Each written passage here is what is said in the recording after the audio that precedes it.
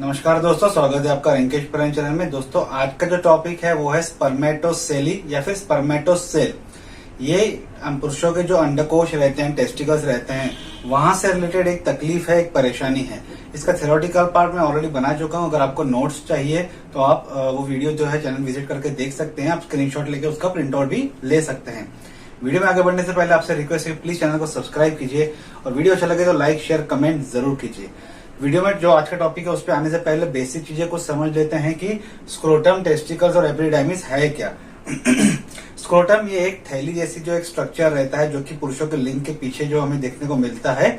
ये एक sac like structure रहता है जिसके अंदर दो अंडकोश रहते हैं, जो टेस्टिकल्स रहते हैं उसके अंदर रहते हैं। साथ ही इसमें ब्लड वेजल्स, नर्व्स रहते हैं और ये क्लाइमेट कंट्रोल का भी एक काम करता है। जो स्क्रोटम है, थैली जो काम करती है, क्योंकि जो स्पर्म डेवलपमेंट के लिए जो टेम्परेचर लगता है वो बॉडी टेम्परेचर से 2 डिग्री कम लगता है। ये मैंने मेल रिप्रोडक्टिव सिस्टम में ऑलरेडी बता चुका हूं, आप वो चाहे तो रेफर कर सकते हैं। तो ये मेंटेन करने का काम स्क्रोटम करता है। टेस्टिकल दो अंडकोश रहते हैं, नॉर्मल पुरुष के अंदर 2 अंडकोश देखने को मिलते हैं, जो कि एक स्पर्मेटिक कॉर्ड के द्वारा हैंगिंग करते हैं। स्पर्मेटिक कॉर्ड में से अंदर से ही उसमें ब्लड वेसल, नर्व जो है इसे प्रोवाइड किए जाते हैं। और इसके अंदर जो रहता है एक डेंस कॉइल स्ट्रक्चर रहता है जिसे सेमिनिफेरस ट्यूब्यूल्स कहा जाता है, जिसकी मदद से जो स्पर्म्स है इसमें डेवलप होते हैं। और जो स्पर्म डेवलप होते हैं उसे स्पर्मेटोजेनेसिस जो प्रोसेस रहती है वो कहा जाता है। उसके बाद हम देखते हैं कि इसका दूसरा काम जो है वो टेस्टोस्टेरॉन बनाने का भी काम है, जो कि मेल सेक्स हार्मोन रहता है। वो भी काम जो ये टेस्टिकल्स के अंदर जो है किया जाता है। एपिडिडाइमिस जो आज की तकलीफ है, ये दोनों के आसपास हमें देखने को मिलेंगे कि एपिडिडाइमिस के आसपास और टेस्टिकल्स के आसपास। तो एपिडिडाइमिस क्या है? कंटिन्यूएशन एक कॉइल स्ट्रक्चर है जो कि टेस्टिकल्स के ऊपर से और पीछे की तरफ से जाता है। ये स्ट्रक्चर जो स्पर्म्स टेस्टिकल्स के अंदर बनते हैं वो 100% मैच्योर नहीं होते हैं, वो स्टोर होते हैं एपिडिडाइमिस में, वहां पे मैच्योर होते हैं। और जब जरूरत होती है तो एपिडिडाइमिस डक्ट के द्वारा ये आगे कैरी फॉरवर्ड जो है वो किए जाते हैं। उसको हम देखते हैं कि स्पर्मेटोसेल या फिर spermatocele, pronunciation person to person vary कर सकता है। क्या है ये? फ्लूइड फिल्ड सिस्ट है अबव एंड बिहाइंड टेस्टिकल। मतलब ये एक फ्लूइड, मतलब पानी जैसा जो लिक्विड रहता है, जैसे फ्लूइड हम लोग कह सकते हैं। एक सिस्ट, एक बॉल जैसा बन जाता है छोटा सा, तो उसके अंदर जो एक फ्लूइड जमा हो जाता है उसे कहा जाता है, जो टेस्टिकल्स के ऊपर की तरफ या पीछे की तरफ जो है वो देखने को मिलता है। तो इस जो फ्लूइड फिल्ड सैक को जो है, सिस्ट को जो है स्पर्मेटोसेली कहा जाता है। ये क्लियर क्लाउडी फ्लूइड है और इसके अंदर स्पर्म्स भी होने के चांसेस रहते हैं। थोड़ा जो धुंधला टाइप जैसा जो और क्रीमिश कलर में जो है ये फ्लूइड जो देखने को मिलता है, और इसके अंदर स्पर्म्स भी रह सकते हैं।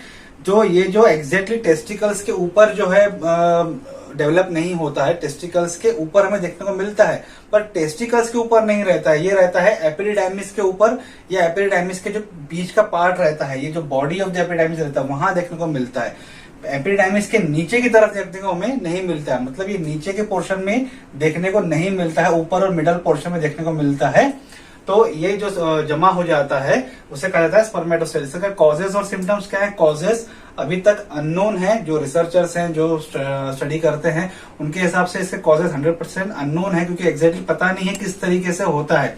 लेकिन कुछ रिसर्चर्स का जो ट्रीटमेंट करते हैं, जो स्टडी करते हैं, उनका ये मानना है, ये 100% सोल्यूशन नहीं, पर उनका मानना है कि जो ब्लॉकेजेस और इन्फ्लामेशन हो जाता है एपिडिडाइमल में, जो एपिडिडाइमल डक्ट रहता है, जो यहाँ से जो डक्ट्स रहते हैं जो कि कैरी फॉरवर्ड करते हैं, उनमें किसी तरीके का कोई ब्लॉकेजेस है या फिर इन्फ्लामेशन है कि सूजन वगैरह आ गई है, तो उस कारण की वजह से जो है ये कंडीशन जो होने के चांसेस रहते हैं। लेकिन कुछ व्यक्तियों में ये देखा गया कि उनमें ना कोई इंजुरी हुई है, ना इन्फ्लामेशन हुई है, ना कोई ब्लॉकेजेस हुआ है, उसके बावजूद भी ये हुआ है। तो इसलिए इसे कहा जाता है कि इसका जो कॉजेस है ये अननोन है। सिम्टम्स ना के बराबर है, ज्यादा पेन होता नहीं है, ज्यादा डिस्कम्फर्ट एक लेवल के बाद महसूस होती है।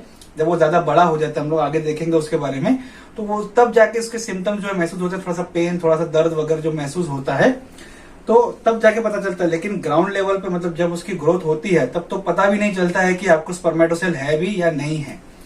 तो हाउ स्पर्मेटोसेल लुक्स लाइक, दिखता कैसे है? तो ये 3 तरह से इसकी ग्रोथ जो है वो डिवाइड की गई है। एक तो है नथिंग, दूसरा है पीस है, तीसरा है लार्ज ग्रोथ। नथिंग मतलब आपको महसूस ही नहीं होगा कि आपको स्पर्मेटोसेल या स्पर्मेटोसेली जैसी कोई कंडीशन हुई है। और एक चीज मैं यहाँ पे ऐड करना चाहूंगा, जो ये जो सिस्ट है इसे और भी कुछ नाम दिए गए हैं। एक तो है टेस्टिकुलर सिस्ट, एक है एपिडिडाइमिस सिस्ट, या फिर एक स्पर्मेटिक सिस्ट भी जो है इसे कहा जाता है। तो कंडीशन एक ही है, लेकिन जो ये सिस्ट जमा हो जाता है उसे नाम अलग अलग दिए गए हैं। एपिडिडाइमल सिस्ट भी कहते हैं, टेस्टिकुलर सिस्ट भी कहते हैं, या फिर स्पर्मेटिक सिस्ट भी कहते हैं, क्योंकि स्पर्म का कुछ क्वांटिटी देखने को मिलता है इसके अंदर, इसलिए इसे स्पर्मेटिक सिस्ट भी कहा जाता है। तो ये साइज काफी छोटी रहती है, तो ना के बराबर रहती है, तो महसूस भी नहीं होती है टच करते वक्त, और ना ही किसी प्रकार का कोई सिम्टम या कोई पेन जो है वो ये महसूस होता है। तो इसलिए इसे नथिंग एक कैटेगरी डिवाइड की गई है। दूसरा है पी साइज, जो हरे मटर जितनी साइज है वो थोड़ी सी बढ़ना शुरू होती है जब साइज एक समय के बाद, तो वहां पे थोड़ा सा हल्का सा फील होता है। ये तब फील होता है जब आप कुछ टच करते हो या फिर फिजिकली आपको कुछ महसूस होता है, तब ये जो है इसका जानकारी मिलती है। ज्यादातर ये ऊपर या पीछे की तरफ टेस्टिकल के देखने को मिलता है, सामने की तरफ से या साइड की तरफ से देखने को नहीं मिलता है। लार्ज ग्रोथ, ये प्रॉब्लम है, ये जो लेवल है ये यहाँ पे जो है थोड़ा सा डिस्कम्फर्ट आपको देती है, थोड़ा सा तकलीफ जो है इसको देती है, सिम्टम्स ये देखने को मिलते हैं।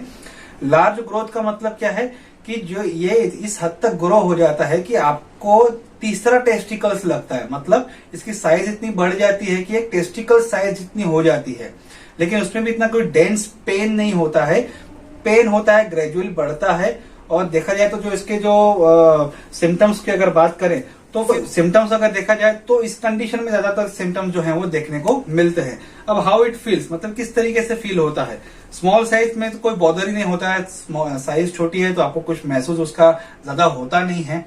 लार्ज साइज में तो स्क्रोटल स्वेलिंग और डल एकिंग होती है, तो ये एक सिम्टम है कि स्क्रोटल स्वेलिंग जब इस कंडीशन में आती है तो स्क्रोटल जो थैली है ये वो सूजन हो जाती है उसमें, और फिर कुछ तरह का जो दर्द पेन वगैरह जो है वो डल एकिंग की प्रकार का जो होती है वो महसूस होती है।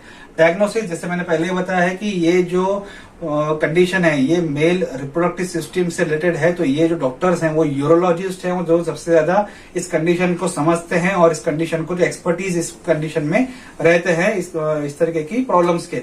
कुछ फिजिशियन भी एक्सपर्टीज रहते हैं जिनको इसके बारे में जानकारी रहती है, तो वो भी ये केसेस लेते हैं। पहली बात तो जैसे कि इसका कोई कॉज नहीं है तो इसका कोई सिम्टम्स भी जो ज्यादातर देखने को मिलता नहीं इनिशियल लेवल पे, ज्यादातर ही अनडायग्नोसिस रहता है। लेकिन डायग्नोसिस कब होता है, जब आप कोई फिजिकली पूरा जांच करवाता है अपनी एक एज के बाद, तो डॉक्टर एग्जामाइन करते हैं या फिर खुद एग्जामाइन जब हम करते हैं, जब नहाते वक्त कुछ टच करते वक्त वहां का पोर्शन का जो प्यूबिक हेयर रिमूवल जब करते हैं, तब अगर हमें कुछ फील होता है तो हमें लगता है कि यहाँ पे कुछ प्रॉब्लम है, तब हम जाके फिर डॉक्टर से कंसल्टेशन करते हैं। तो इसका डायग्नोसिस इस तरीके से होता है। जब डॉक्टर के पास जाते हैं, डॉक्टर देखता है कि भाई हाँ कुछ तकलीफ है, तो डायरेक्टली वो डिसीजन पे नहीं आते हैं कि स्पर्मेटोसेल है। तो वो क्या करते हैं, अलग अलग टेस्ट लेते हैं कि एक तो ट्रांसल्यूमिनेशन करते हैं, मतलब एक टॉर्च के द्वारा लाइट वगैरह देखते हैं कि वहां पे स्पर्मेटोसेल है या फिर कोई लंप है या फिर कोई और कोई कंडीशन है, क्योंकि अलग अलग कंडीशन मैंने इस पे ऑलरेडी जो है बात किया है, आप पहले के जो वीडियोस हैं वो देख सकते हैं। अल्ट्रासाउंड किया जाता है। अल्ट्रासाउंड एग्जैक्टली जो है वो आइडेंटिफाई करने के लिए किया जाता है कि इसमें कंडीशन है क्या, कोई लंप तो नहीं है, कोई किस तरीके का कोई इशू तो नहीं है वहां पे, या फिर किस तरीके कोई गांठ जो है वो किस प्रॉब्लम की है, स्पर्मेटोसेल है, टेस्टिकुलर टॉर्शन है, या फिर एपिडाइमाइटिस है या ऑर्काइटिस है। ये अलग अलग कंडीशन पे मैं पहले बात कर चुका हूँ। तो ये पूरी तरीके से जो प्रॉपर तरीके से आइडेंटिफाई होती है, ये सोनोग्राफी अल्ट्रासोनोग्राफी जो होती है उसके द्वारा जो है वो की जाती है। लैब टेस्ट, कुछ ब्लड टेस्ट डॉक्टर जो है आपको रिकमेंड करते हैं, स्पर्म टेस्ट भी करवा सकते हैं, यूरिन टेस्ट भी करवा सकते हैं, ये देखने के लिए कोई बैक्टीरियल ग्रोथ तो नहीं है। तो यूरिन कल्चर भी जो है वो किया जा सकता है। कैन स्पर्मेटोसेल कॉज कैंसर, क्या इससे कैंसर होता है? पहली बात तो ये कैंसर है नहीं, ये बिनाइन ग्रोथ है। तो ये एक टेम्परेरी जो एक ग्रोथ है जिसमें फ्लूइड फिल जमा हो जाता है, सिस्ट जमा हो जाता है। तो ऐसी कोई कंडीशन आज तक इस पे पता नहीं चली है कि ये टेस्टिकुलर या कैंसर हुआ है या फिर किस तरीके का कोई एपिडेमिक्स कैंसर हुआ है और ये कंडीशन जो है वो रिस्पॉन्सिबल है। तो ये कंडीशन कैंसर के लिए टेस्टिकुलर या पेनाइल या जेनेटिकल पार्ट जो रहता है मेल रिप्रोडक्टिव ऑर्गन का, उसके कैंसर के लिए ये रिस्पॉन्सिबल नहीं मानी जाती है। क्या ये इनफर्टिलिटी होती है? सिंपल आंसर अगर कहें तो इसके डायरेक्टली इनफर्टिलिटी का कोई इसका इशू होता नहीं है, पर रिस्पॉन्स में अगर जमा हो जाते हैं तो थोड़ा सा मोटिलिटी को डिफेक्ट करता जरूर है। जो ट्रीटमेंट इसमें दी जाती है, जो सर्जरीज वगैरह एक लेवल के बाद जब ये लार्ज ग्रोथ हो जाती है, तो जब वो ट्रीटमेंट दी जाती है, सर्जरी की जाती है, तो हो सकता है कि उसमें कुछ डिफेक्ट आ जाए सर्जरी के दौरान, जो एक समय के बाद आपको फर्टिलिटी पे तकलीफ दे सकता है। ट्रीटमेंट क्या है? इतनी कोई सीवियर इसकी इमरजेंसी ट्रीटमेंट की जरूरत इसमें लगती नहीं है, क्योंकि ये इमरजेंसी सिचुएशन नहीं है।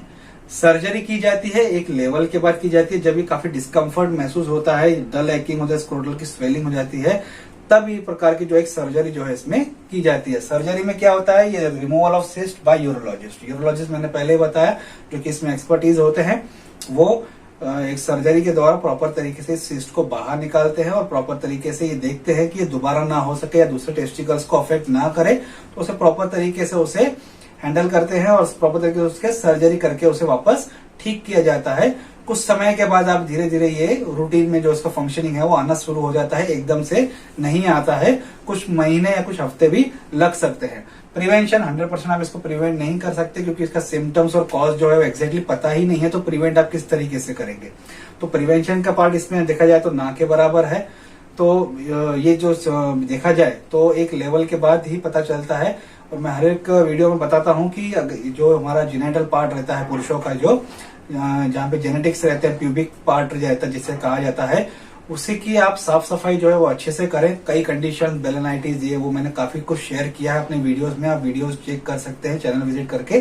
तो ऐसी कई तकलीफें जो है वो ना हो सके, या फिर किस तरीके का जो हम सीजर वगैरह भी इस्तेमाल करते हैं या फिर शेव करते हैं प्यूबिक हेयर, तो उसको आप अच्छे से हम लोग करें, साफ सफाई से करें, ताकि किसी तरीके की कोई जेनेटिकल प्रॉब्लम ना आ सके। क्योंकि ये प्रॉब्लम अगर हो जाती है तो हमें पार्टनर्स में भी सेक्स के द्वारा जो है वो ट्रांसफर हो जाती है, ऐसी कई कंडीशंस रहती है, तो ऐसी सिचुएशन ना हो सके, इसलिए जेनेटल पार्ट जो है वो अच्छे से साफ रखना जरूरी रहता है। आई होप आपको आज का वीडियो अच्छा लगा होगा। आज का टॉपिक यहीं तक था। वीडियो अच्छा लगे तो लाइक शेयर सब्सक्राइब कमेंट जरूर कीजिएगा। Thank you.